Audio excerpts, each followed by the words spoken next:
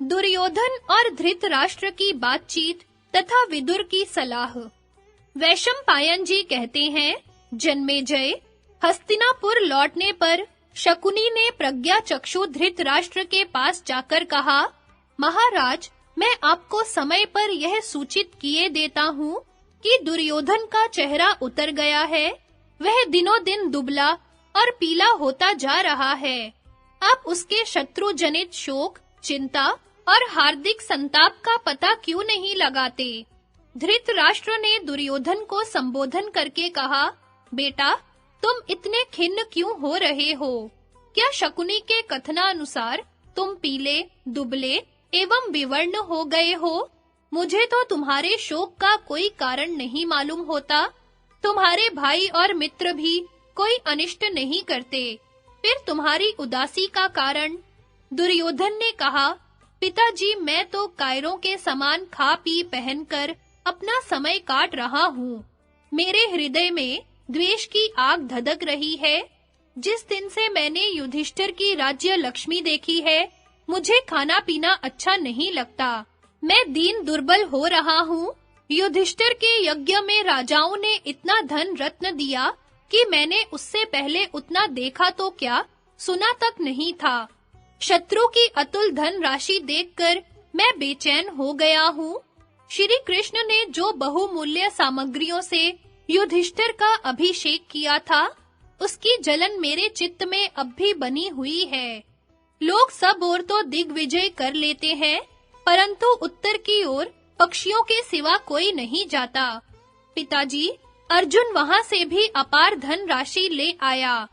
लाख-लाख ब्राह्मणों के भोजन करने पर संकेत रूप से जो शंख ध्वनि होती थी, उसे बार-बार सुनकर मेरे रोंगटे खड़े हो जाते। युधिष्ठिर के ऐश्वर्य के समान इंद्र, यम, वरुण, कुबेर का भी ऐश्वर्य नहीं होगा। उनकी राज्य लक्ष्मी देखकर मेरा चित्त जल रहा है। मैं अशांत हो रहा हूँ। दुर्योधन की बात समाप्त होने पर धृतराष्ट्र के सामने ही शकुनी ने कहा, दुर्योधन, वह राज्य लक्ष्मी पाने का उपाय मैं तुम्हें बतलाता हूँ। मैं द्यूत क्रीड़ा में संसार में सबसे अधिक कुशल हूँ। युधिष्ठिर इसके शौकीन तो है, परंतु खेलना नहीं जानते। तुम उन्हें बुलाओ, मैं कपट द्यूत से उन्हें जीतकर निश्चय ही उनकी सारी दिव्य संपत्ति ले लूंगा। शकुनी की बात पूरी हो जाने पर दुर्योधन ने कहा, पिताजी, द्यूत क्रीड़ा कुशल मामा जी केवल द्यूत के द्वारा ही पांडवों की सारी राजलक्ष्मी ले लेने का उत्साह दिखाते हैं। आप इनको आज्ञा दे दीजिए। धृतराष्ट्र ने कहा, मेरे मंत्री विदुर बड़े बुद्धिमान हैं। मैं उनके उपदेश के अनुसार ही काम करता हूँ। उनसे परामर्श करके मैं निश्चय करूंगा कि इस विषय में मुझे क्या करना चाहिए। वे दूरदर्शी हैं। जो बात दोनों पक्ष के लिए हितकर होगी, वही वे कहेंगे। दुर्योधन ने कहा, पिताजी, यदि विदुर जी आ गए, तब तो वे आपको अवश्य रोक देंगे। ऐसी अवस्था में मैं निस्संदेह प्राण त्याग कर दूंगा। तब आप विदुर के साथ आराम से राज्य भोगिएगा। मुझसे आपको क्या लेना है? दुर्योधन के कातर वचन सुनकर धृतराष्ट्र ने उनकी बात मान ली, परंतु फिर जुए को अनेक अनर्थों की खान जानकर विदुर से सलाह करने का निश्चय किया और उनके पास सब समाचार भेज दिया। समाचार पाते ही बुद्धिमान विदुर जी ने समझ लिया कि अब कलयुग अथवा कलह युग का प्रारंभ होने वाला है। विनाश की जड़ जम रही है। वे बड़ी शीघ्रता से धृतराष्ट्र के पास पहुँचे। बड़े भाई के चरणों में प्रणाम करके उन्होंने कहा, राजन, मैं जुए के उद्योग को ही बहुत अशुभ लक्षण समझ रहा हूँ। आप ऐसा उपाय कीजिए जिससे जुए के कारण आपके पुत्र और भतीजों में परस्पर वैर विरोध न हो। धृतराष्ट्र ने कहा, मैं भी तो यही करता हूँ, परंतु यदि देवता हमारे अनुकूल होंगे तो पुत्र और भतीजों में कलह नहीं होगा। भीष्म, द्रोण एवं मेरी और तुम्हारी उपस्थिति में किसी प्रकार की अनीति नहीं होगी। इतना कहने के बाद धृतराष्ट्र ने अपने पुत्र दुर्योधन को बुलवाया और एकांत में उससे कहा, बेटा, विदुर बड़े नीति निपुण और ज्ञानी है, वे हमें बुरी सम्मति कभी नहीं दे सकते। जब वे जुए को अशुभ बतलाते हैं, तब तुम शकुनी के द्वारा जुआ कराने का संकल्प छोड़ दो। विदुर की बात परम हितकारी है, उनकी सम्मति से काम करने में ही तुम्हारा हित है। भगवान बृहस्पति ने देवराज इंद्र को जिस नीति शास्त्र का उपदेश किया था, विदुर उसके मर्मज्ञ है। यादवों में जैसे उद्धव, वैसे ही कौरवों में विदुर। मुझे तो जुए में विरोध ही विरोध दिख रहा है। जुआ आपस की फूट का मूल कारण है, इसलिए तुम इसका उद्योग बंद कर दो। देखो, माता-पिता का काम है हित अहित समझा देना, सो मैंने कर दिया। तुम्हें वंश परंपरागत राज्य प्राप्त हो गया है और मैंने तुम्हें पढ़ा लिखाकर पक्का भी कर दिया है। जुए में क्या रखा है, छोड़ो यह बखेड़ा। दुर्योधन ने कहा, पिताजी, मेरी धन संपत्ति तो बहुत ही साधारण है, इससे मुझे संतोष नहीं है।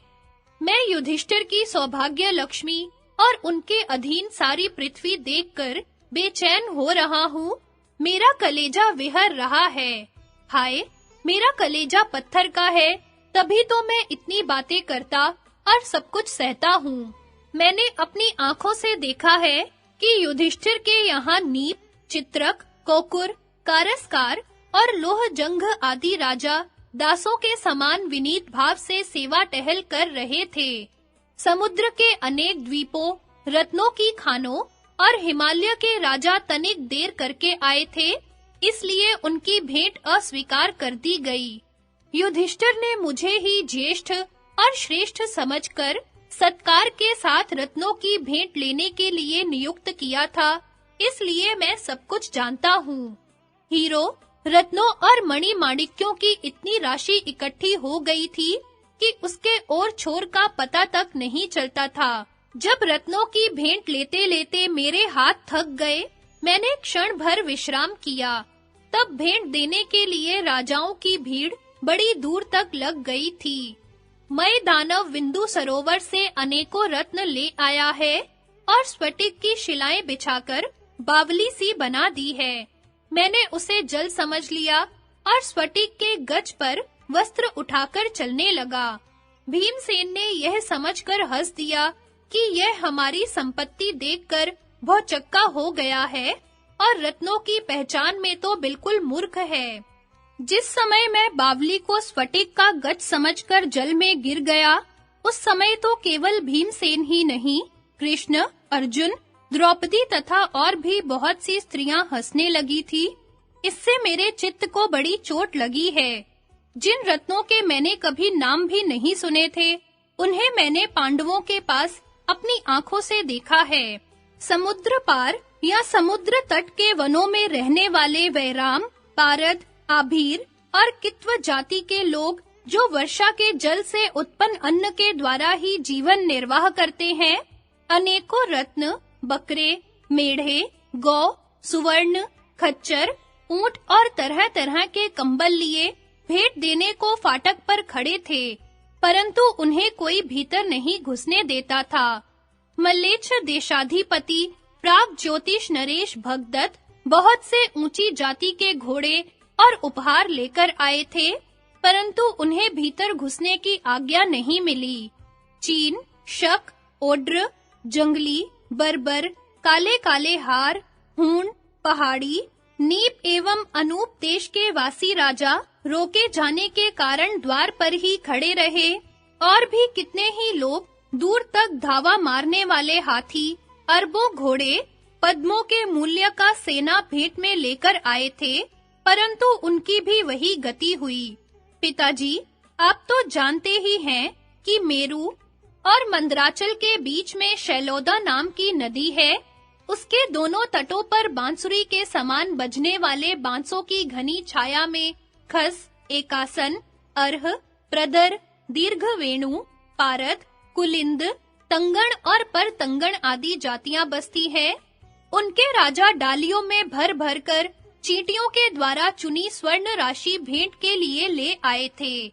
उद्याचल निवासी करुषराज और ब्रह्मपुत्र नद के उभय तट निवासी किरात भी, जो केवल चाम पहनते, शस्त्र रखते और कच्चा फल मूल खाते हैं, उपहार ले लेकर आए थे।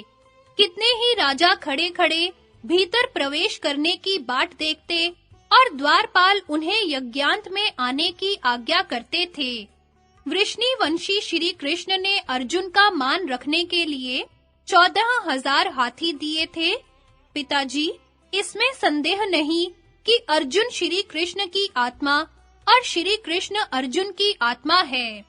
अर्जुन श्री कृष्ण से जो काम पूरा करने के लिए कहते हैं, वे उसे तत्काल पूरा कर देते हैं। अधिक क्या कहूँ, अर्जुन के लिए श्री कृष्ण स्वर्ग का त्याग कर सकते हैं और अर्जुन श्री कृष्ण के लिए हंसते-हंसते प्राण न्योछावर कर सकते हैं।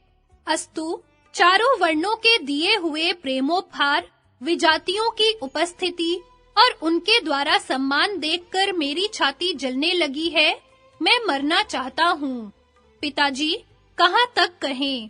राजा युधिष्ठिर कच्चे और पक्के अन्न से जिनका भरण पोषण करते हैं, उनमें 3 पद्म 10,000 हाथी घोड़ों के सवार, 1 अरब रथी और असंख्य पैदल हैं।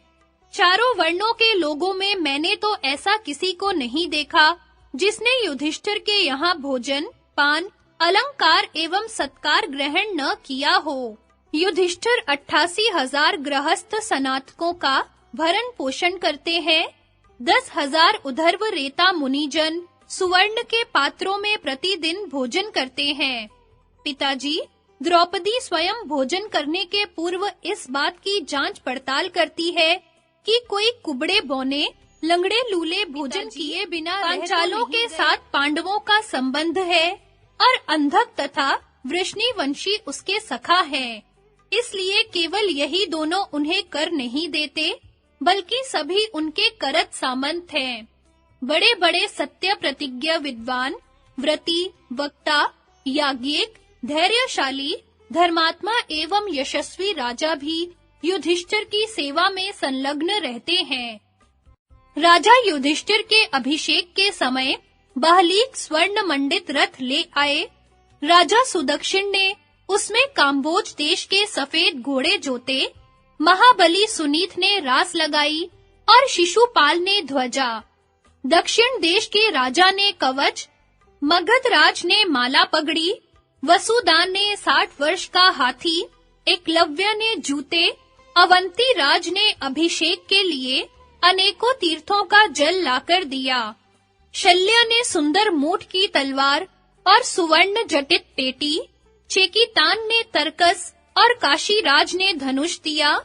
इसके बाद पुरोहित धौम्य और महर्षि व्यास ने नारद, असित और देवल मुनि के साथ युधिष्ठिर का अभिषेक किया। उस अभिषेक में महर्षि परशुराम के साथ बहुत से वेद पारदर्शी ऋषि महर्षि सम्मिलित हुए थे। उस समय युधिष्ठिर देवराज इंद्र के समान शोभायमान हो रहे थे। अभिषेक के समय सात्यकी ने राजा युधिष्ठिर का छत्र, अर्जुन और भीमसेन ने व्यजन तथा नकुल एवं सहदेव ने दिव्य चमर ले रखे थे। वरुण देवता का कल शोधदी शंख, जिसे ब्रह्मा ने इंद्र को दिया था, और सहस्त्र छिद्रों का फुहारा, जिसे विश्वकर्मा ने अभिषेक के लिए तैयार किया था, लेकर श्री कृष्ण ने युधिष्ठिर को दिया और उसी से उनका अभिषेक किया। पिताजी, यह सब देखकर मुझे बड़ा दुख हुआ है। अर्जुन ने बड़े गौरव और प्रसन्नता के साथ 500 बैल ब्राह्मणों को दिए। उनके सींग सोने से मढ़े हुए थे। राजसूय यज्ञ के समय युधिष्ठिर की जैसे सौभाग्य लक्ष्मी चमक रही थी, वैसी रंती देव, नाभाग, मानधाता, मनु, पृथु, भगीरथ, ययाति और नहुष की भी नहीं होगी। पिताजी, उन्हीं सब कारणों से मेरा हृदय विदीर्ण हो रहा है, चैन नहीं है। मैं दिनों दिन दुबला और पीला पड़ता जाता हूँ, शोक के समुद्र में गोते खा रहा हूँ।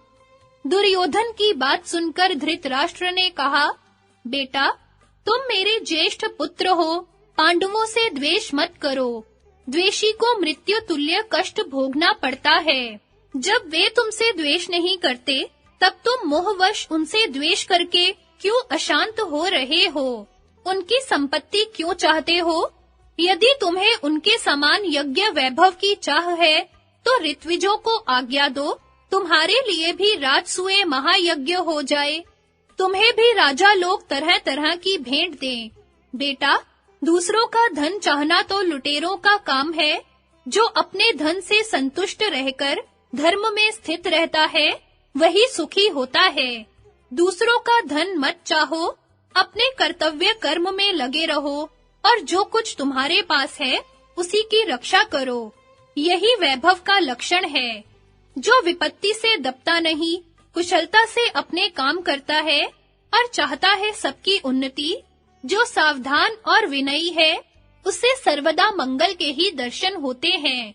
अरे बेटा, वे तो तेरी रक्षक भुजा है, उन्हें काटो मत। उनका धन भी तुम्हारा ही धन है ना। इस ग्रह कलह में अधर्म ही अधर्म है। उनके और तुम्हारे दादा एक हैं। तुम क्यों अनर्थ का बीज बो रहे हो? दुर्योधन ने कहा, पिताजी, आप तो बड़े अनुभवी हो। आपने जितेंद्रिय रहकर गुरुजनों की सेवा भी की है। फिर आप मेरे कार्य साधन में बाधा क्यों डाल रहे हैं? क्षत्रियों का प्रधान कर्म है शत्रु पर विजय। फिर इस स्वकर्म में धर्म अधर्म की शंका उठाने से क्या मतलब? गुप्त या प्रकट उपाय से शत्रुओं को दबाने का साधन ही शस्त्र है। केवल मार काट के साधनों को ही तो शस्त्र नहीं कहते। असंतोष से ही राज्य लक्ष्मी की प्राप्ति होती है। इसलिए मैं तो असंतोष से ही प्रेम करता हूँ। संपत्ति रहने पर भी उसकी वृद्धि के लिए प्रयत्न करना नीति निपुणता है। जो असावधानतावश शत्रु की उन्नति की ओर से उदासीन रहता है, वह उसके हाथों अपना सर्वस्व खो बैठता है। वृक्ष की जड़ में लगे दीमक अपने आश्रय वृक्ष को ही खा डालते हैं। वैसे ही साधारण शत्रु भी बल वीर्य से अभिवृद्ध होकर बड़े बड़ों का संहार कर डालते हैं। शत्रु की लक्ष्मी को देखकर प्रसन्न नहीं होना चाहिए। हर समय न्याय को सिर पर चढ़ाए रखना भी भार ही है। धन बढ़ाने की अभिलाषा उन्नति का बीज है। पांडवों की राज्य लक्ष्मी अपनाए बिना मैं निश्चित नहीं हो सकता। अब मेरे लिए केवल दो ही मार्ग हैं, पांडवों की संपत्ति ले लेना अथवा मृत्यु। मेरी वर्तमान दशा से तो मृत्यु ही श्रेष्ठ है। धृतराष्ट्र ने कहा, बेटा, मैं तो बलवानों के साथ विरोध करना किसी प्रकार उचित नहीं समझता, क्योंकि वैर विरोध से झगड़ा बखेड़ा खड़ा हो जाता है और वह कुल नाश के लिए बिना लोहे का शस्त्र है। दुर्योधन ने कहा, पिताजी, यह कोई नई बात तो नहीं है। पुराने लोग द्यूत क्रीड़ा किया करते थे। उनमें न तो झगड़ा बखेड़ा खड़ा होता था और न तो युद्ध। आप मामा जी की बात मान लीजिए और शीघ्र ही सभा मंडप बनाने की आज्ञा दीजिए। धृतराष्ट्र ने कहा, बेटा, तुम्हारी बात मुझे अच्छी नहीं लगती। तुम्हारी जो मौज हो वो करो। देखो, कहीं तुम्हें पीछे पछताना न पड़े, क्योंकि तुम धर्म के विपरीत जा रहे हो। महात्मा विदुर ने अपनी विद्या और बुद्धि के प्रभाव से सारी बातें पहले से ही जान ली हैं। संयोग ही ऐसा है, लाचारी है। क्षत्रियों के क्षय का महान भयंकर समय निकट आता दिख रहा है। राजा धृतराष्ट्र ने सोचा कि देव अत्यंत दुस्तर है। देव के प्रताप से वे अपने विचार भूल गए। पुत्र की बात मानकर उन्होंने सेवकों को आज्ञा दी कि तुम लोग शीघ्र ही तोरण स्फटिक नाम की सभा तैयार कराओ। उसमें 1000 खंबे एवं सुवर्ण तथा वैदूर्य से जटित 100 दरवाजे हो। उसकी लंबाई चौड़ाई 1 कोस की हो। राजाज्ञा अनुसार कारीगरों ने सभा तैयार की और उसे तरह-तरह की वस्तुओं से सजा दिया। युधिष्ठिर को हस्तिनापुर बुलाना और कपट द्यूत में पांडवों की पराजय। वैशंपायन जी कहते हैं, जन्मेजय, अब राजा धृतराष्ट्र ने अपने मुख्य मंत्री विदुर को बुलवाकर कहा कि विदुर, तुम मेरी आज्ञा से इंद्रप्रस्थ जाओ और पांडु नंदन युधिष्ठिर को शीघ्र ही यहाँ बुला लाओ। युधिष्ठिर से कहना कि हमने एक रत्न जटित सभा जिसमें सुंदर शैया और आसन स्थान-स्थान पर सुसज्जित हैं, बनवाई है। उसे वे अपने भाइयों के साथ आकर देखें और सब इष्ट मित्रों के साथ द्यूत क्रीड़ा करें। महात्मा विदुर को यह बात न्याय के प्रतिकूल जान पड़ी। उन्होंने इसका विरोध करते हुए धृतराष्ट्र से कहा, आपकी यह आज्ञा मुझे उचित नहीं जान पड़ती। आप ऐसा कदापि न करें। इससे आपके पुत्रों में वैर विरोध और ग्रह कलह हो जाएगा, जिससे सारे वंश का नाश हो सकता है। धृतराष्ट्र ने कहा, विदुर, यदि देव विरोधी नहीं हुआ तो दुर्योधन के वैर विरोध से भी मुझे कोई दुख नहीं होगा। संसार में कोई स्वतंत्र नहीं, सब देव के अधीन है। तुम ज्यादा सोच विचार न करके मेरी आज्ञा स्वीकार करो और परम प्रतापी पांडवों को ले आओ। विदुर जी की इच्छा न होने पर भी धृतराष्ट्र की आज्ञा से विवश होकर शीघ्रगामी रथ पर सवार हो इंद्रप्रस्थ गए। वहां की जनता ने स्वागत पूर्वक उन्हें धर्मराज के ऐश्वर्यपूर्ण राज मंदिर में पहुंचाया। राजा युधिष्ठिर बड़े प्रेम से उनसे मिले। युधिष्ठिर ने उनका यथोचित सत्कार करके पूछा, विदुर जी, आपका मन कुछ खिन्न सा जान पड़ता है। आप सकुशल तो आए हैं ना? हमारे भाई दुर्योधन आदि राजा धृतराष्ट्र की आज्ञा का पालन तो करते हैं ना? वैश्य तो उनके अधीन है। विदुर जी ने कहा, देवराज इंद्र के समान प्रतापी धृतराष्ट्र अपने पुत्र एवं सगे संबंधियों के साथ सकुशल है। आपकी कुशल और आरोग्य पूछकर उन्होंने यह संदेश भेजा है कि युधिष्ठिर, मैंने भी तुम्हारी सभा जैसी एक बड़ी सुंदर सभा बनवाई है। तुम अपने भाइयों के साथ आकर उसका निरीक्षण करो और भाइयों के साथ द्यूत क्रीड़ा करो। धृतराष्ट्र का संदेश सुनकर धर्मराज युधिष्ठिर ने कहा, चाचा जी, द्यूत खेलना तो मुझे कल्याणकारी नहीं जान पड़ता। वह तो केवल झगड़े बखेड़े की ही जड़ है। ऐसा कौन भला आदमी होगा जो जुआ खेलना पसंद करेगा? इस संबंध में आपकी क्या सम्मति है? हम लोग तो आपके परामर्श के अनुसार ही काम करना चाहते हैं। विदुर ने कहा, धर्मराज, मैं यह भली भांति जानता हूँ कि जुआ खेलना सारे अनर्थों का मूल है। मैंने इसे रोकने के लिए बहुत प्रयत्न किया, परंतु सफलता न मिली। मैं धृतराष्ट्र की आज्ञा से विवश होकर आया हूँ। आप जो उचित समझे वही करें। युधिष्ठिर ने पूछा, महात्मन, क्या वहाँ धृतराष्ट्र के पुत्र दुर्योधन, दुशासन आदि के सिवा और भी खिलाड़ी इकट्ठे हैं? हमें किनके साथ जुआ खेलने के लिए बुलाया जा रहा है? विदुर जी ने कहा, गांधार राज शकुनी को तो आप जानते ही हैं। वह पासे फेंकने में प्रसिद्ध पासों का निर्माता और सबसे बड़ा खिलाड़ी है। उसके अतिरिक्त विविंशति, चित्रसेन, राजा सत्यव्रत, पुरुमित्र और जय आदि भी वहां विद्यमान हैं। युधिष्ठिर ने कहा, चाचा जी, तब तो आपका कहना ठीक ही है। इस समय वहां बड़े-बड़े भयानक और मायावी खिलाड़ियों का जमघट है। अस्तु, सारा संसार ही देव के अधीन है, कोई स्वतंत्र नहीं। यदि धृतराष्ट्र मुझे न बुलाते तो मैं शकुनी के साथ जुआ खेलने के लिए कदापि नहीं जाता।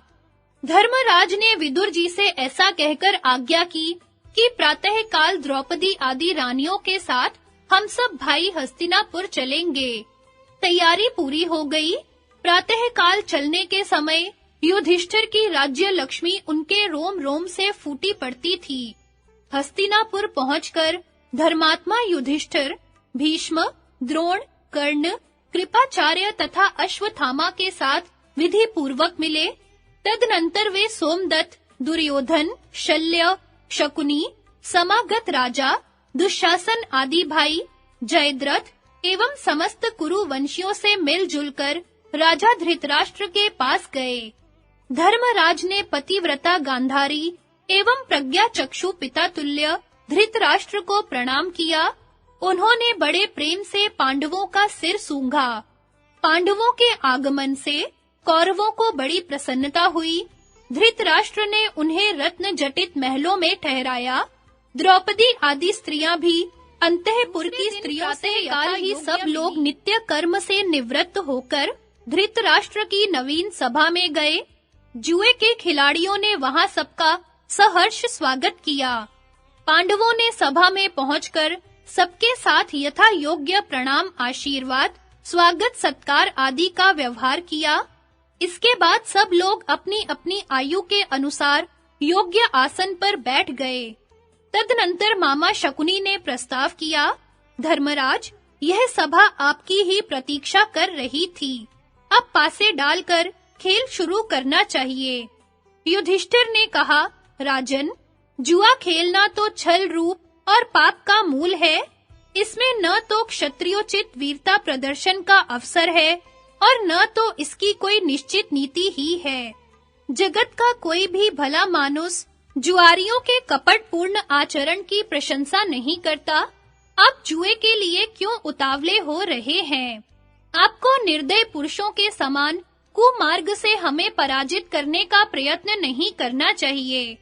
शकुनी ने कहा, युधिष्ठिर, देखो, बलवान और शस्त्र कुशल पुरुष दुर्बल एवं शस्त्रहीन के ऊपर प्रहार करते हैं।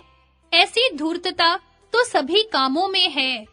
जो पासे फेंकने में चतुर है, वह यदि कौशल से अनजान को जीत ले तो उसको धूर्त कहने का क्या कारण है? युधिष्ठिर ने कहा, अच्छी बात, यह तो बतलाइए, यहाँ के इकट्ठे लोगों में से मुझे किसके साथ खेलना होगा और कौन दांव लगाएगा? कोई तैयार हो तो खेल शुरू किया जाए। दुर्योधन ने कहा, दांव लगाने के लिए धन और रत्न तो मैं दूंगा, परंतु मेरी ओर से खेलेंगे मेरे मामा शकुनी। जुआ प्रारंभ हुआ। उस समय धृतराष्ट्र के साथ बहुत से राजा वहां आकर बैठ गए थे। भीष्म, द्रोण, कृपाचार्य और विदुर जी भी। यद्यपि उनके मन में बड़ा खेद था। युधिष्ठिर ने कहा कि सागरावर्त में उत्पन्न सुवर्ण के सब आभूषणों में श्रेष्ठ परम सुंदर मणिमय हार मैं दांव पर रखता हूँ। अब आप बताइए, आप दांव पर क्या रखते हैं? दुर्योधन ने कहा कि मेरे पास बहुत सी मणियां और धन है। मैं उनके नाम गिनाकर अहंकार नहीं दिखाना चाहता। आप इस दांव को जीतिए तो। दांव लग जाने पर पासों के विशेषज्ञ शकुनी ने हाथ में पासे उठाए और बोला, यह दांव मेरा रहा। और उसने इस प्रकार पासे डाले कि सचमुच उसकी जीत रही। युधिष्ठिर ने कहा, शकुने, यह तो तुम्हारी चालाकी है। अच्छा, मैं इस बार 1,18,000 मुहरों से भरी थैलियां, अक्षय धन भंडार और बहुत सी सुवर्ण राशि दांव पर लगाता हूँ। शकुनी ने इसको भी मैंने जीत लिया यह कहकर पासे फेंके और उसी की जीत हुई। युधिष्ठिर ने कहा, मेरे पास तांबे और लोहे के संदूकों में 400 खजाने बंद हैं। एक-एक में 5-5 द्रोण सोना भरा है। वही मैं दांव पर लगाता हूँ। शकुनी ने कहा, लो, मैंने यह भी जीत लिया और सचमुच जीत लिया। इस प्रकार भयंकर जुआ उत्तरोत्तर बढ़ने लगा। यह अन्याय विदुर जी से नहीं देखा गया। उन्होंने समझाना बुझाना शुरू किया। विदुर जी ने कहा, महाराज, मरणासन रोगी को औषध अच्छी नहीं लगती। ठीक वैसे ही मेरी बात आप लोगों को अच्छी नहीं लगेगी। फिर भी मेरी प्रार्थना ध्यान देकर सुनिए। यह पापी दुर्योधन जिस समय गर्भ से बाहर आया था, गीधड़ के समान चिल्लाने लगा था। यह कुलक्षण कुरु वंश के नाश का कारण बनेगा। यह कुल कलंक आपके घर में ही रहता है, परंतु आपको मोहवश इसका ज्ञान नहीं है। मैं आपको नीति की बात बतलाता हूँ। जब शराबी शराब पीकर उन्मत्त हो जाता है, तब उसे अपने शराब पीने का भी होश नहीं रहता। नाश होने पर वह पानी में डूब मरता है या धरती पर गिर पड़ता है। वैसे ही दुर्योधन जुए के नशे में इतना उन्मत्त हो रहा है कि उसे इस बात का भी पता नहीं है कि पांडवों से वैर विरोध मोल लेने का फल इसकी घोर दुर्दशा होगी। एक भोजवंशी राजा ने पुरवासियों के हित के लिए अपने कुकर्मी पुत्र का परित्याग कर दिया था।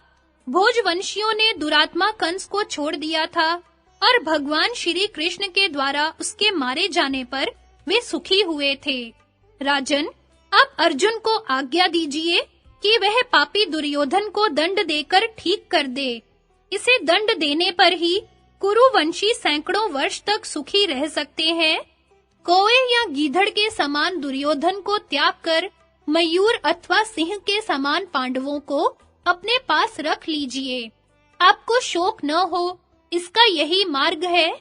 शास्त्रों में स्पष्ट रूप से कहा गया है कि कुल की रक्षा के लिए एक पुरुष को, गांव की रक्षा के लिए एक कुल को, देश की रक्षा के लिए एक गांव को और आत्मा की रक्षा के लिए देश को भी छोड़ दो। सर्वज्ञ महर्षि शुक्राचार्य ने जंभ दैत्य के परित्याग के समय असुरों से एक बड़ी सुंदर कथा कही थी। उसे मैं आपको सुनाता हूँ। उन्होंने कहा था कि किसी वन में बहुत से पक्षी रहा करते थे। वे सब के सब सोना उगला करते थे। उस देश का राजा बड़ा ही लोभी और मूर्ख था। उसने लोभवश अंधे होकर एक साथ ही बहुत सा सोना पाने के लिए उन पक्षियों को मरवा डाला, जबकि वे अपने-अपने घोंसलों में निरीह भाव से बैठे हुए थे। इस पाप का फल क्या हुआ? यही कि उसे उस समय तो सोना नहीं ही मिला, आगे का मार्ग भी बंद हो गया।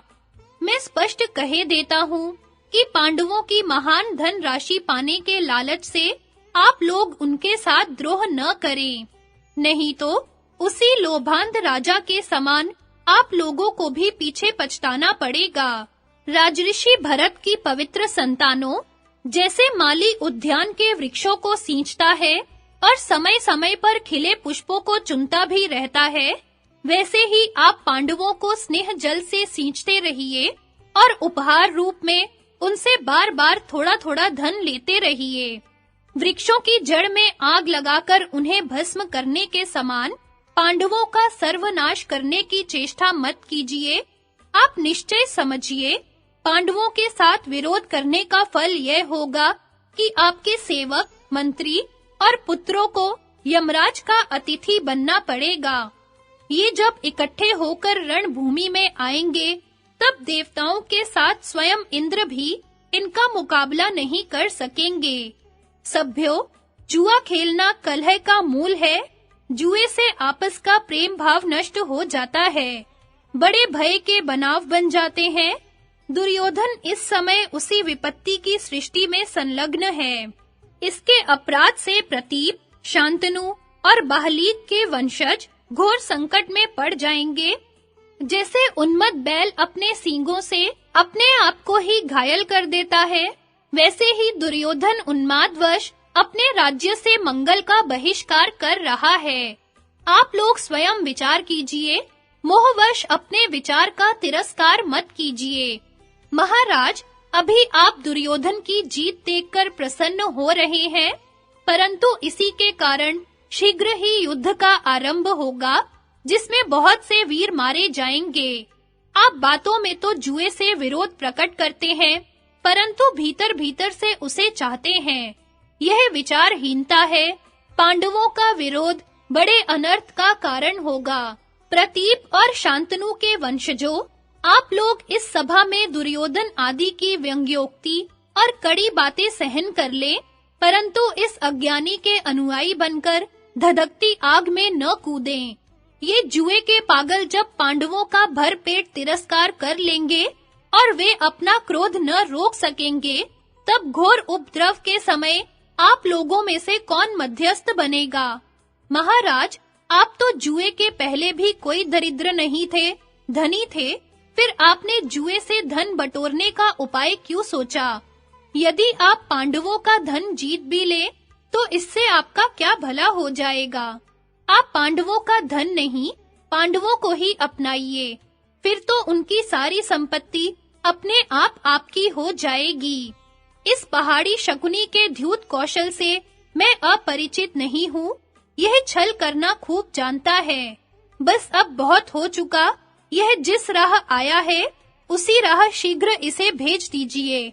पांडवों के साथ लड़ाई मत ठानिए।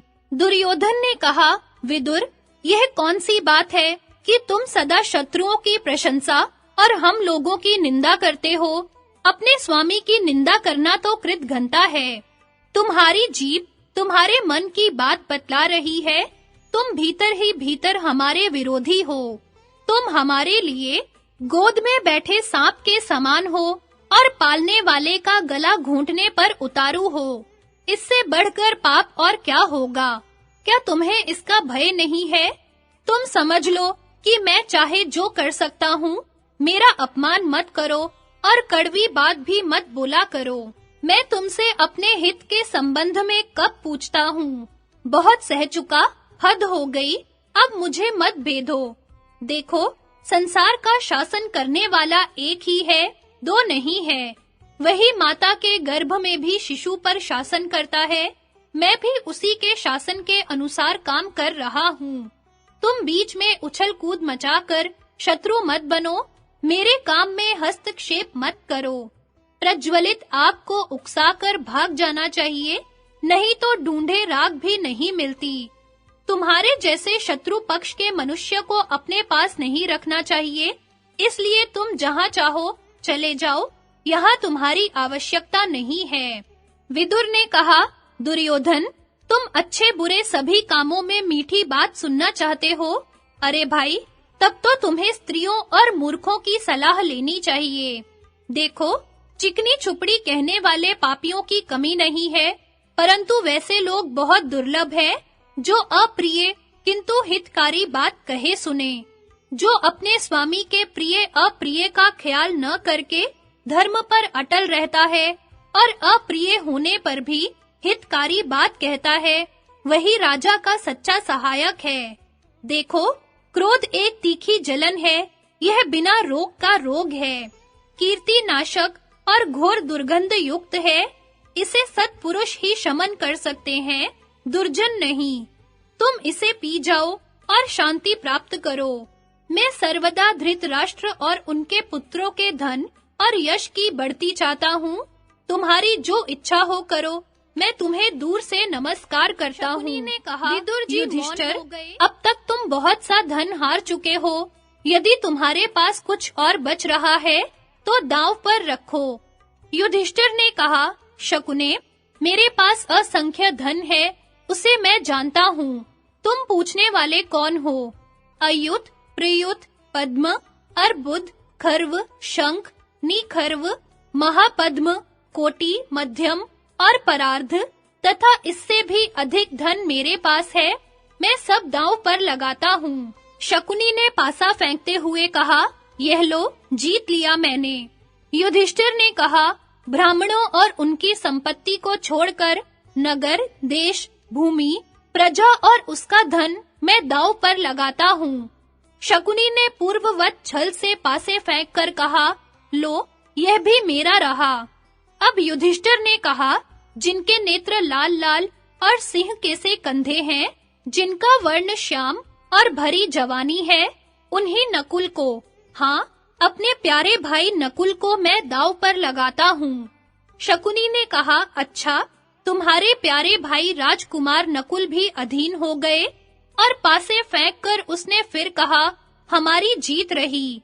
युधिष्ठिर ने कहा, मेरे भाई सहदेव धर्म के व्यवस्थापक हैं, इन्हें सब लोग पंडित कहते हैं। अवश्य ही मेरे प्यारे भाई सहदेव दांव पर लगाने योग्य नहीं है, फिर भी मैं इन्हें दांव पर लगाता हूँ। शकुनी ने पूर्ववत सहदेव को भी जीत लिया। युधिष्ठिर ने कहा, मेरे भाई अर्जुन प्रतापी वीर और संग्राम विजयी है, ये दांव पर लगाने योग्य नहीं है, फिर भी मैं इन्हें दांव पर रखता हूँ। शकुनी ने फिर छल से पासे फेंककर अपनी जीत घोषित कर दी। युधिष्ठिर ने कहा, भीमसेन हमारे सेनापति है, ये अनुपम बली हैं, इनके कंधे सिंह के समान है, भौहें चढ़ी रहती हैं, गदा युद्ध में प्रवीण है और सर्वदा शत्रुओं पर क्रोधित रहते हैं। मेरे भाई भीमसेन अवश्य ही दांव पर रखने योग्य नहीं है, फिर भी मैं इन्हें दांव पर रखता हूँ। शकुनी ने इस बार भी अपनी जीत बतलाई। युधिष्ठिर ने कहा कि मैं सब भाइयों में बड़ा और सबका प्यारा हूँ, मैं अपने को दांव पर लगाता हूँ। यदि मैं हार जाऊंगा तो तुम्हारा काम करूंगा। शकुनी ने कहा, यह मारा और पासे फेंककर अपनी जीत घोषित कर दी। शकुनी ने धर्मराज से कहा, राजन, तुमने अपने को जुए में हार कर बड़ा अनर्थ किया, क्योंकि दूसरा धन पास रहते अपने को हार जाना बड़ा अन्याय है। अभी तो तुम्हारे पास दांव पर लगाने के लिए तुम्हारी प्रिया द्रौपदी बाकी है। तुम उसे दांव पर लगाकर अब की बार जीत लो। युधिष्ठिर ने कहा, शकुने, द्रौपदी सुशीलता, अनुकूलता और प्रियवादिता आदि गुणों से परिपूर्ण है। वह चरवाहों और सेवकों से भी पीछे सोती है, सबसे पहले जागती है, सभी कार्यों के होने न होने का ख्याल रखती है। हाँ, उसी सर्वांग सुंदरी लावण्यमयी द्रौपदी को मैं दांव पर रख रहा हूँ। यद्यपि ऐसा करते समय मुझे महान कष्ट हो रहा है। युधिष्ठिर के ऐसा कहने पर चारों ओर से धिक्कार की बौछारें आने लगी। सारी सभा क्षुब्ध हो उठी। सभ्य राजा शोकाकुल हो गए। भीष्म, द्रोण, कृपाचार्य आदि महात्माओं के शरीर पसीने से लथपथ हो गए। विदुर जी सिर पकड़कर लंबी सांस लेते हुए मुंह लटकाकर चिंताग्रस्त हो गए। धृतराष्ट्र हर्षित हो रहे थे। वे बार-बार पूछते, क्या हमारी जीत हो गई? दुशासन, कर्ण आदि की खल मंडली हंसने लगी, परंतु सभासदों के नेत्रों से आंसू बह रहे थे। दुष्ट आत्मा शकुनी ने विजयोन्माद से मत होकर यह लिया कहकर छल से पासे फेंके और अपनी विजय घोषित कर दी। कौरव सभा में द्रौपदी। वैशंपायन जी कहते हैं, जन्मेजय, अब दुर्योधन ने विदुर जी को पुकार कर कहा, विदुर, तुम यहाँ आओ। तुम जाकर पांडवों की प्रियतमा सुंदरी द्रौपदी को शीघ्र ले आओ। वह अभागिनी यहाँ आकर हमारे महल में झाड़ू लगावे और दासियों के साथ रहे। विदुर जी ने कहा, मूर्ख, तुझे पता नहीं है कि तू फांसी में लटक रहा है और मरने वाला है, तभी तो तेरे मुंह से ऐसी बात निकल रही है। अरे, तू इन पांडव सिंहों को क्यों क्रोधित कर रहा है? तेरे सिर पर विषैले सांप क्रोध से फन फैला-फैलाकर फुफकार रहे हैं, तो उनसे छेड़खानी करके यमपुरी मत जा। देख, द्रौपदी कभी दासी नहीं हो सकती। युधिष्ठिर ने अनधिकार उसे दांव पर लगाया है। सभासदों, जब बांस का नाश होने पर होता है, तब उसमें फल लगते हैं। मतवाले दुर्योधन ने जड़ मूल से नष्ट होने के लिए ही जुए के खेल से घोर वैर और महाभय की सृष्टि की है। मरणासन पुरुष को हित अहित का ज्ञान नहीं होता। किसी को मर्मवेदी पीड़ा नहीं पहुंचानी चाहिए। कठोर और उद्वेगकारी वचन का प्रयोग नहीं करना चाहिए। यह सब अधः पतन का हेतु है। कड़वी बात निकलती तो मुंह से है, पर जिसके लिए निकलती है, उसके मर्म स्थान में चुपकर रात दिन विह्वल किया करती है। इसलिए ऐसा कभी नहीं करना चाहिए। धृतराष्ट्र बड़े भयंकर और विकट संकट के निकट पहुंच गया है। दुशासन आदि भी इसी की हाँ में हाँ मिलाते हैं। चाहे तुंबा जल में डूब जाए, पत्थर तैरने लगे, परंतु यह मूर्ख मेरी हितकारी बात नहीं मानेगा। यह मित्रों की श्रेष्ठ और हित भरी बातें नहीं सुनता। इसका लोभ बढ़ता जा रहा है। इससे निश्चय होता है कि शीघ्र ही कौरवों के सर्व स्वनाश का हेतु भयंकर विध्वंस होगा। अब मदांध दुर्योधन ने विदुर को धिक्कार कर भरी सभा में प्रातिकामी से कहा, तुम इसी समय जाकर द्रौपदी को ले आओ। पांडवों से डरने की कोई बात नहीं है। प्रातिकामी दुर्योधन के अनुसार द्रौपदी के पास गया और कहा, सम्राज्ञी, सम्राट युधिष्ठिर जुए में सब धन हार गए। जब दांव पर लगाने को कुछ न रहा, तब उन्होंने भाइयों को, अपने को और अंत में आपको भी हार दिया। अब आप दुर्योधन की जीती हुई वस्तुओं में हैं। आपको लाने के लिए उन्होंने मुझे भेजा है। जान पड़ता है अब कौरवों का नाश निकट आया है। द्रौपदी ने कहा, सूत पुत्र, अवश्य विधाता का यही विधान है। बालक, वृद्ध सभी पर दुख सुख तो पड़ते ही हैं। जगत में धर्म सबसे बड़ी वस्तु है। यदि हम दृढ़ता से धर्म पर आरूढ़ रहें, तो वह हमारी रक्षा करेगा। तुम सभा में जाओ और वहां के धर्मात्माओं से पूछो कि ऐसे अवसर पर मुझे क्या करना चाहिए। मैं धर्म का उल्लंघन नहीं करना चाहती। द्रौपदी की बात सुनकर प्रातिकामी सभा में लौट आया और सभासदों से पूछा कि द्रौपदी को क्या उत्तर दें। उस समय सभासदों ने अपना-अपना मुंह नीचे कर लिया। दुर्योधन का हठ जानकर किसी ने कुछ उत्तर नहीं दिया। महात्मा पांडव उस समय बड़े दुखी और दीन हो रहे थे। वे सत्य से बंधे होने के कारण क्या करना चाहिए, इसका ठीक-ठीक निर्णय करने में असमर्थ थे। पांडवों की खिन्नता से लाभ उठाकर दुर्योधन ने कहा, प्रातिकामी, जा, तू द्रौपदी को यहीं ले आ। उसके प्रश्न का उत्तर यहीं दे दिया जाएगा। प्रातिकामी द्रौपदी के क्रोध से भी डरता था। उसने दुर्योधन की बात टालकर सभासदों से फिर पूछा कि मैं द्रौपदी से क्या कहूँ। दुर्योधन को यह बात बहुत बुरी लगी। उसने प्रातिकामी की ओर कठोर दृष्टि से देखकर अपने छोटे भाई दुशासन से कहा, भाई, यह एक शूद्र प्रातिकामी भीमसेन से डर रहा है, इसलिए तुम स्वयं जाकर द्रौपदी को पकड़ लाओ। ये हारे हुए पांडव तुम्हारा कुछ भी नहीं बिगाड़ सकते। बड़े भाई की आज्ञा सुनते ही दुशासन लाल-लाल नेत्र किए वहां से चल पड़ा और पांडवों के निवास स्थान में जाकर द्रौपदी से बोला, कृष्णे, चल, तुझे हमने जीत लिया है। अब लज्जा छोड़कर दुर्योधन को देख। सुंदरी, हमने धर्मतः तुझे पा लिया है। अब सभा में चल और कौरवों की सेवा कर। दुशासन की बात सुनकर द्रौपदी का हृदय दुख से भर आया, मुंह मलिन हो गया। वह आर्त भाव से मुंह ढककर राजा धृतराष्ट्र के रनिवास की ओर दौड़ी। पापी दुशासन ने क्रोध से भरकर उसे डांटा और पीछे से दौड़कर महारानी द्रौपदी के नीले-नीले, घुंघराले और लंबे बालों को पकड़ लिया।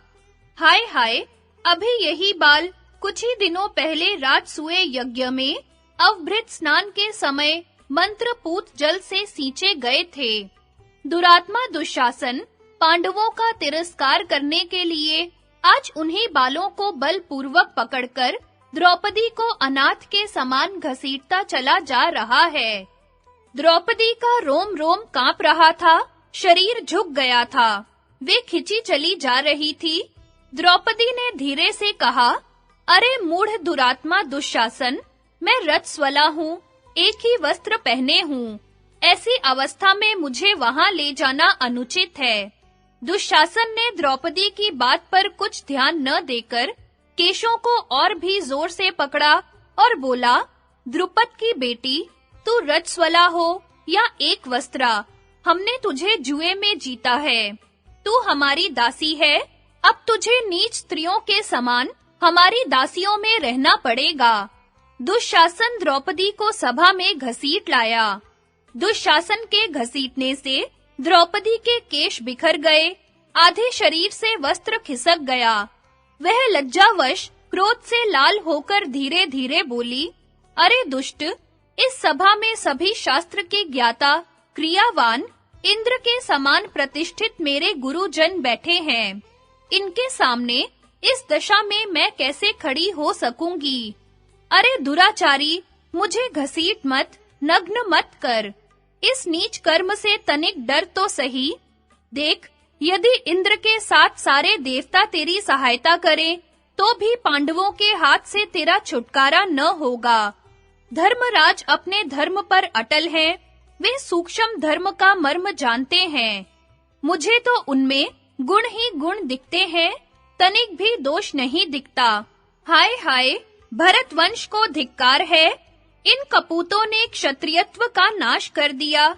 ये सभा में बैठे हुए कौरव अपनी आंखों कुल की मर्यादा का नाश देख रहे हैं। द्रोण, भीष्म और महात्मा विदुर का आत्मबल कहाँ गया? बड़े बूढ़े इस अधर्म को क्यों देख रहे हैं? द्रौपदी ने यह बात क्रोधित पांडवों की ओर कनखियों से देखते-देखते ही कही।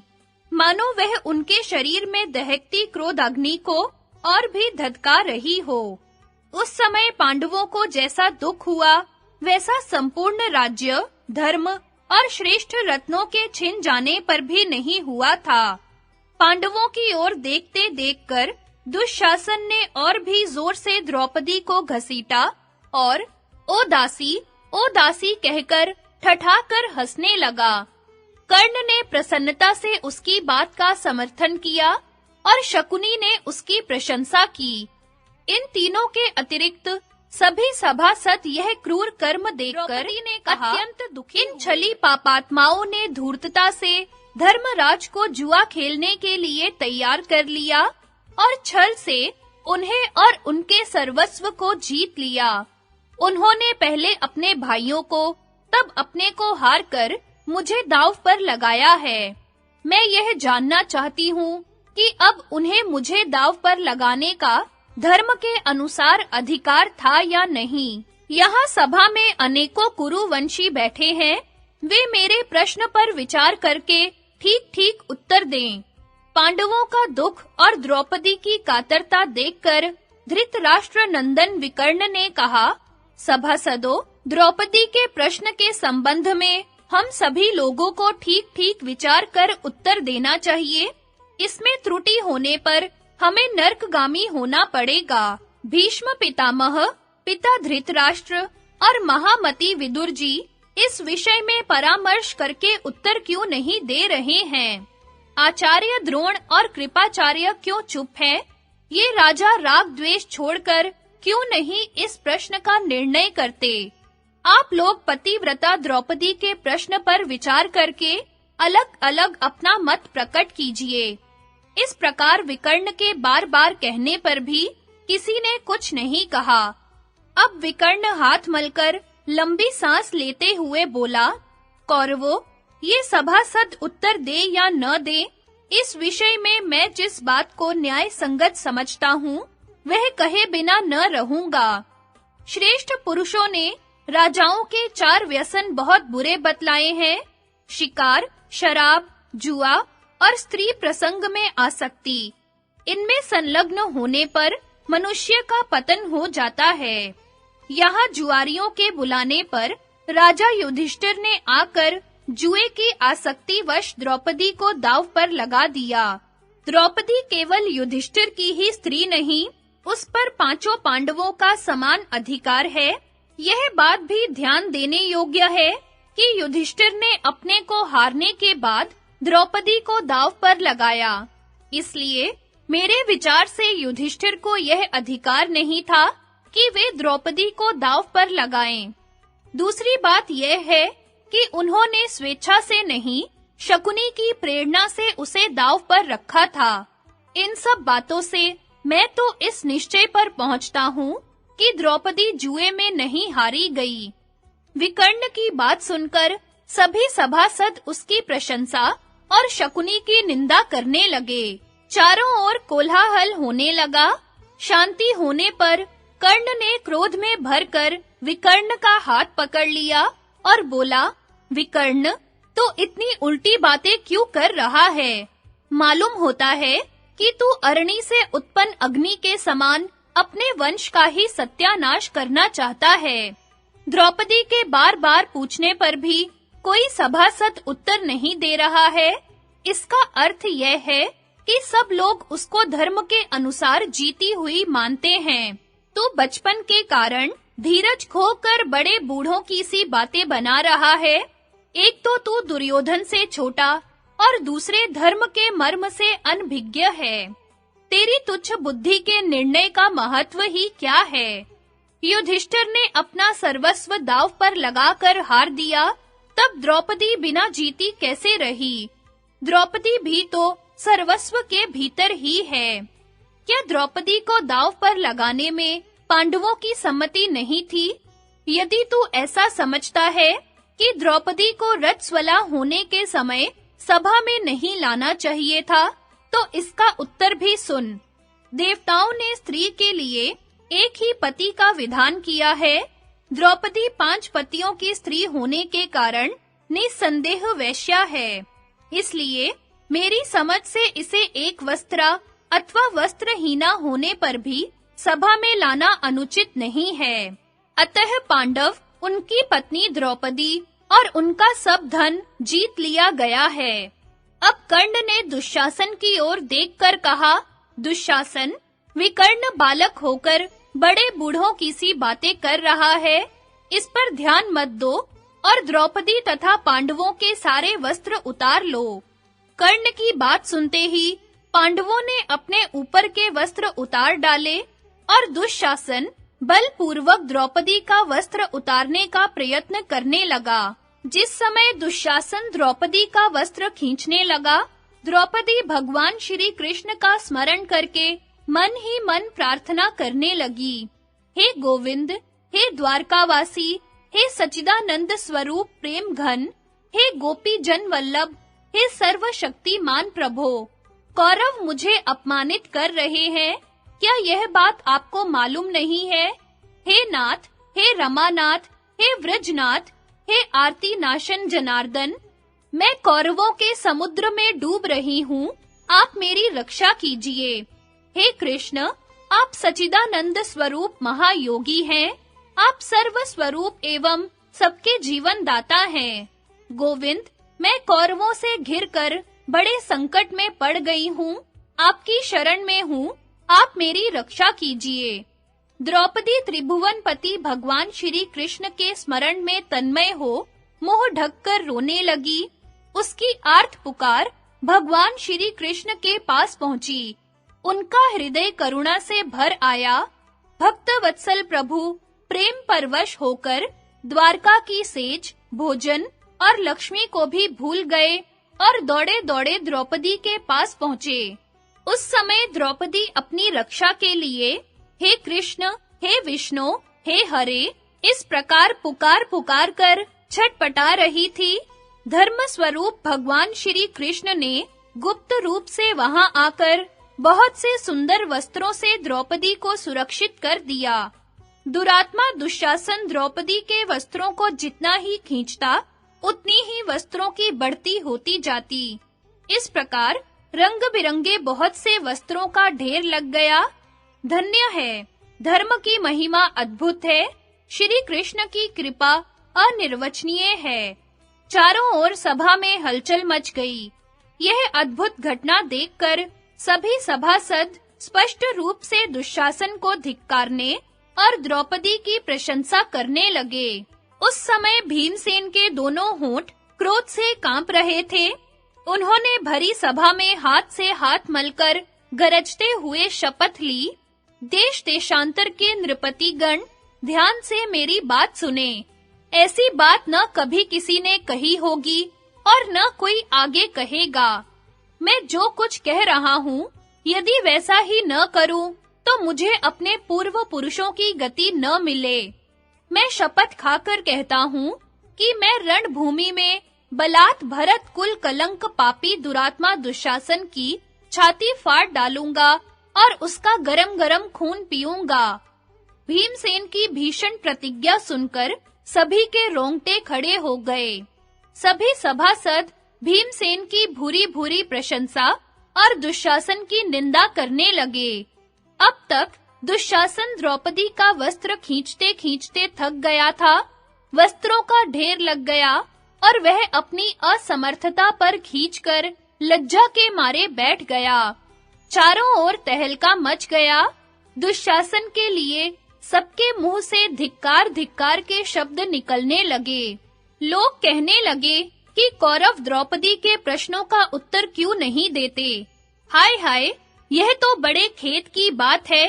अब धर्म के मर्मज्ञ विदुर जी ने हाथ उठाकर सबको शांत करते हुए कहा, सभासद वृंद, द्रौपदी आप लोगों के सामने प्रश्न रखकर अनाथ के समान रो रही है, परंतु आप लोगों में से कोई भी उसके प्रश्न का उत्तर नहीं देता। यह अधर्म है।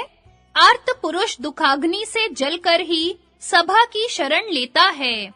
सभासदों को चाहिए कि सत्य और धर्म का आश्रय लेकर उसे शांति दें। श्रेष्ठ पुरुषों को सत्य के अनुसार धर्म संबंधी प्रश्नों की मीमांसा अवश्य करनी चाहिए। विकर्ण ने अपनी बुद्धि के अनुसार उत्तर दे दिया है। अब आप लोग भी राग द्वेष के वेग को रोककर द्रौपदी के प्रश्न का उचित उत्तर दीजिए। जो धर्मज्ञ पुरुष सभा में जाकर किसी के प्रश्न का उत्तर नहीं देता, उसको आधा झूठ बोलने का पाप लगता है। जो झूठी बात कहता है, उसके संबंध में तो कहना ही क्या। इस विषय में मैं आप लोगों को एक इतिहास सुनाता हूँ। वह इतिहास यह है कि एक बार दैत्यराज प्रहलाद के पुत्र विरोचन और अंगिरा ऋषि के पुत्र सुधन्वा ने एक कन्या प्राप्त करने के लिए आपस में विवाद कर लिया और मैं श्रेष्ठ हूँ ऐसी प्रतिज्ञा करके दोनों ने प्राणों की बाजी लगा ली। इस विवाद का निर्णय करने के लिए दोनों ने प्रहलाद जी को चुना। उनके पास जाकर दोनों ने पूछा, आप ठीक-ठीक निर्णय दीजिए कि हम दोनों में श्रेष्ठ कौन है। प्रहलाद जी बड़े असमंजस में पड़ गए।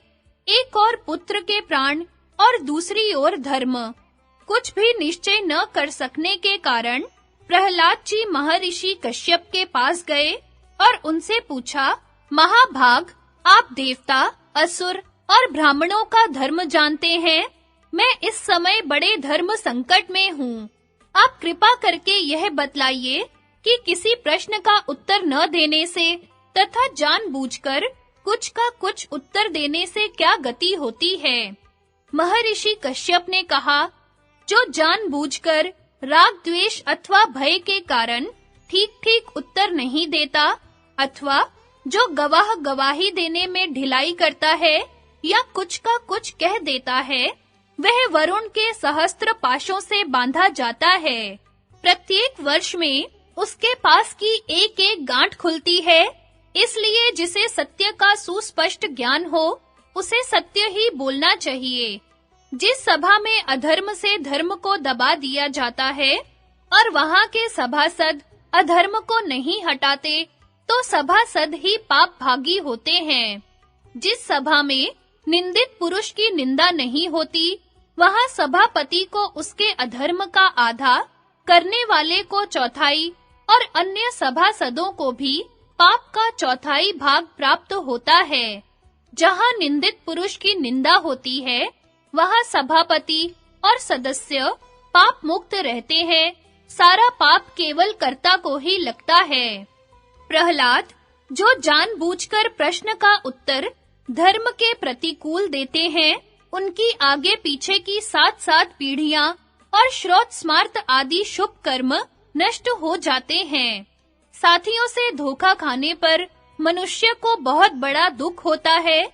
जो पुरुष झूठ बोलता है, उसे उससे भी अधिक दुख भोगना पड़ता है। प्रत्यक्ष देखकर, सुनकर और धारणा से भी गवाही दी जा सकती है।